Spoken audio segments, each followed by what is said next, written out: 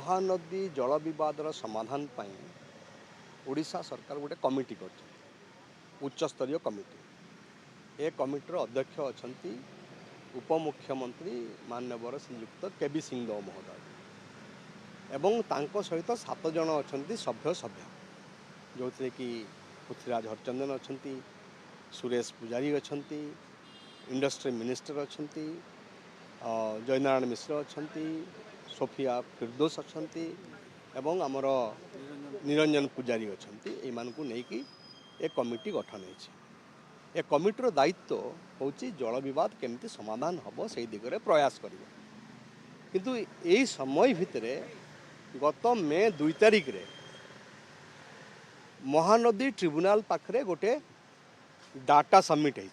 Data हूँ कौन जे महानदी रे केते पानी उपलब्ध एवं से महानदी रे केते पानी उपलब्ध ताकू नहीं कि जो डाटा दिया जाए ट्रिब्यूनाल पाखरे ताकू आमे घोर माने विरोध करुँ। कहीं ना से डाटा अनुसार जना पड़ुची जे ओडिशा रे महानदी रे प्रचुर पानी अच्छे। आमे से पानी रे उबुटुबु होचु एते पानी अच्छे। से माने कहउछन डाटा कहउची जे ओडिशा रे महानदी रे 62 मिलियन एकर फुट पानी अच्छे। नराज पाखरे 56 मिलियन एकर फुट पानी अच्छे।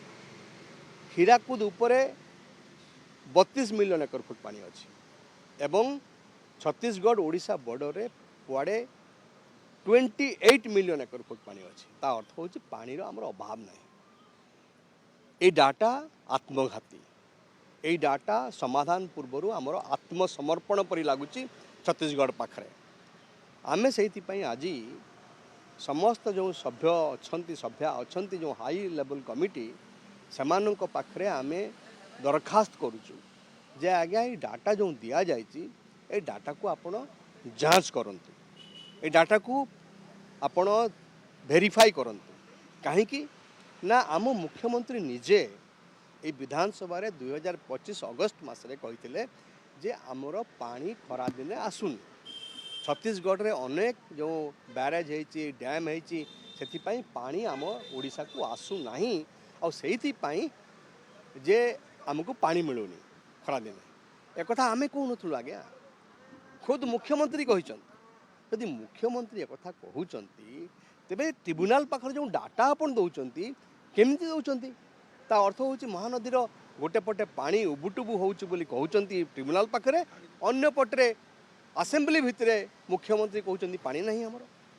तो से आज आमर आसलु जो समस्त पाखु भेटुचु समस्त को आमे अध्यक्ष को भेटिलु केबी सिंहदेव महोदय को भेटिक आसिलु एवं समस्त सभ्य सभ्या मानू आमे भेटुचु तांकु दरखास्त गोटे दौचु गोटे मेमोरेंडम दौचु एवं कहूचु ये जो डाटा ये हूँ आत्मघाती ओडिशा विरोधी महानदी तो सुरक्षा मिलिबो नहीं एथिरु। हेतिपई आपण डाटा को जांच करंतु एवं से डाटा को वापस आनंतु।